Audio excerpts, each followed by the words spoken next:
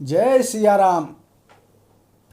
कह मुनि बेहसी गूढ़ मृदु बानी, सुता तुम्हारी सकल गुण खानी। सुंदर सहज सुशील सयानी, नाम उमा अंबिका भवानी। नारद मुनि ने हंसकर रहस्य युक्त कोमल वाणी से कहा, तुम्हारी कन्या सब गुणों की खान है। यह स्वभाव से ही सुंदर, सुशील और समझदार है। उमा, अंबिका और भवानी इसके नाम हैं। सब लक्षण संपन्न कुमारी, हुई संतत पियहि पियारी। सदा चले ही कर अहि वाता, एहि तेजसु पेहहि पितु माता। कन्या सब सुलक्षणों से संपन्न है। यह अपने पति को सदा प्यारी होगी। इसका सुहाग सदा अचल रहेगा और इसके माता पिता यश पावेंगे। हुई यही पूज्य सकल जग माही, एहि सेवत कछु दुर्लभ नाही।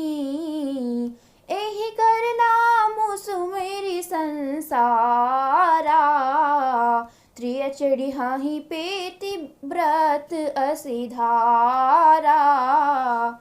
यह सारे जगत में पूज्य होंगी और इसकी सेवा करने से कुछ भी दुर्लभ न होगा। संसार में स्त्रियां इसका नाम स्मरण करके पतिव्रत रूपी तलवार की धार पर चढ़ जाएंगी। शैल सुलक्षण सुता तुम्हारी, सुनहु जे अब अवगुण दुई चारी। अगुण अमान मातु पितु हीना, उदासीन सब संशय छीना। हे पर्वतराज, तुम्हारी कन्या सुलक्षणी है। अब इसमें जो दो चार अवगुण हैं उन्हें भी सुन लो। गुणहीन, मानहीन, माता पिता विहीन, उदासीन, संशयहीन, लापरवाह। जोगी जटल अकाम मन, नगन अमंगल बेस। अस स्वामी यही कहा मिली, परिहस्त अहिरेख सियापति राम। जय जय राम मेरे प्रभु राम सीताराम। मंगल भवन अमंगल हारी, द्रवहु सुदशरथ अजर बिहारी। सिया राम। योगी, जटाधारी, निष्काम हृदय, नंगा और अमंगल वेश वाला ऐसा पति इसको मिलेगा। इसके हाथ में ऐसी ही रेखा पड़ी है। सुनि मुनि गिरा सत्य जिय जानी, दुख दंपति ही उमा हर्षानी। नारद हूँ यह भेदु न जाना, दशा एक समुझब बिल गाना। नारद मुनि की वाणी सुनकर और उसको हृदय में सत्य जानकर पति पत्नी हिमवान और मैना को दुख हुआ और पार्वती जी प्रसन्न हुई। नारद जी ने भी इस रहस्य को नहीं जाना, क्योंकि सबकी बाहरी दशा एक सी होने पर भी भीतरी समझ भिन्न भिन्न थी। सकल सखी गिरिजा गिरि मैना, पुलक शरीर भरे जल नैना। हुई नाम रषा देव ऋषि भाषा, उमा सो बचनु हृदय धरि राखा। सारी सखियां पार्वती, पर्वतराज, हिमवान और मैना सभी के शरीर पुलकित थे और सभी के नेत्रों में जल भरा था। देव ऋषि के वचन असत्य नहीं हो सकते, यह विचार कर पार्वती ने उन वचनों को हृदय में धारण कर लिया। उपजे शिव पद कमल सनेहू, मिलन कठिन मन भासन देहू। जानी को अवसरु प्रीति दुराई, सखी उछंग बैठी पुनि जाई। उन्हें शिव जी के चरण कमलों में स्नेह उत्पन्न हो आया, परंतु मन में यह संदेह हुआ कि उनका मिलना कठिन है। अवसर ठीक न जानकर उमा ने अपने प्रेम को छिपा लिया और फिर वे सखी की गोद में जाकर बैठ गईं। झूठी न होए देव ऋषि बानी, सोचहि दाम्पति सखी सयानी। उर्धर धीर कहै गिरिराऊ, कहु नाथ का करिए उपाऊ। देव ऋषि की वाणी झूठी न होगी, यह विचार कर हिमवान, मैना और सारी चतुर सखियां चिंता करने लगीं। फिर हृदय में धीरज धरकर पर्वतराज ने कहा, हे नाथ, कहिए अब क्या उपाय किया जाए।